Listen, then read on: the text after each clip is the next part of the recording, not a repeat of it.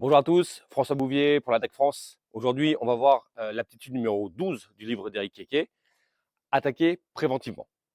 Alors, petite base à savoir déjà, pourquoi est-ce qu'on attaque préventivement? Quel est l'intérêt stratégique dans un conflit?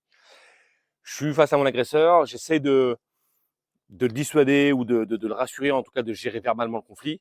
Je vois que ça ne fonctionne pas, je perçois dans son attitude, que ce soit un point fermé ou alors il saisit une arme, et ben, qu'il va passer à l'acte. Je vais stratégiquement plutôt moi attaquer en premier, puisqu'on sait que malgré l'entraînement, c'est celui qui frappe en premier qui a plus de chances de toucher l'autre. Donc, je vais attaquer préventivement pour pouvoir fuir. D'accord? Concernant le cadre légal, la légitime défense, si on attaque préventivement, on est hors de la légitime défense. Donc, il faudra bien faire attention à ça. Soyez-en bien conscients. Renseignez-vous sur les articles de loi, sur ce que j'ai le droit de faire ou pas. D'accord? Donc, déjà, deuxième base aussi importante, je vais démarrer toujours en garde passive. D'accord? Alors, quelle que soit la garde passive, par ailleurs, je peux changer de garde passive et m'entraîner à déclencher mon attaque préventive sous différentes positions. Parce que quand je vais gérer un conflit, je vais souvent être en garde passive. Je ne veux pas être comme ça, et je ne veux pas non plus être en combat. D'accord? Sinon, on n'est plus dans l'attaque préventive. Donc, je vais m'entraîner à déclencher une attaque préventive. Et pour que cette attaque préventive soit efficace, je vais travailler ce qu'on appelle mon spécial. C'est-à-dire un enchaînement de 3 coups qui sort naturellement, qui convient à ma personnalité, bref, où je suis assez persuadé que sous stress, c'est cet enchaînement qui va sortir facilement. D'accord?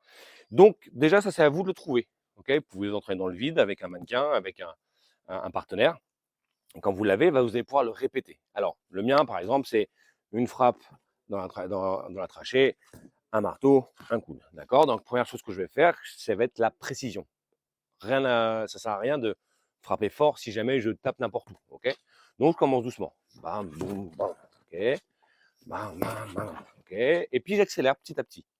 Si pendant que j'accélère, je sens que mes frappes ne sont plus très précises, eh ben, c'est que je suis allé trop vite et que je n'ai pas encore assez ancré cet enchaînement. Ok?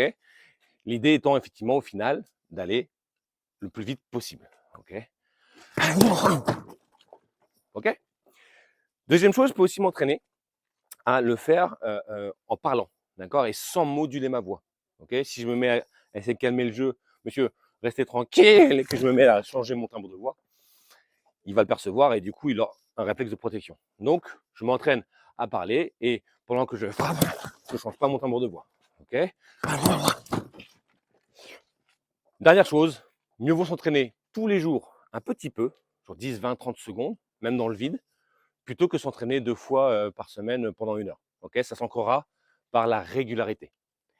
Bon entraînement.